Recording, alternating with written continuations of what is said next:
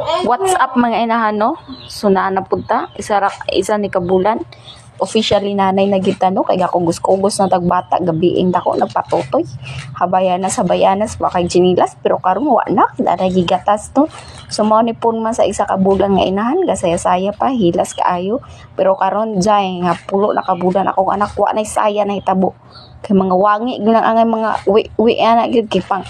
So, ginoo ko, ambot na lang ning duha kalaki bantayan, no? Pero gamay kay pa kay ng bataa, o. Basta pakinggaan na, pero karon, muna nang pakuanon karon. Na makugos og isa-isahan lang. Sexy pag gamay ang mama, no? Purma pag daggoy ang mama. Pero karon nga pulo na kabulan, wa nay dagway ang mama ikapakita sa kamera. Lahi na kay sa dalaga pa no. Sumaw na lang ingon nila mga kainahan no nga kung mama na ka, kung maminyo na ka, dara na ka makabalo sa imuhang inahan. So nakabalos na gyud ka, kabalo na ka unsay masinati nimo, unsay feeling day nga mahimo kang inahan no. So after mga pila ka year, mga 1 year ay hanan mabalik daw ginahinay ang imong pagka imuhang confidence no. So karon sa magpakananay lang sa ta.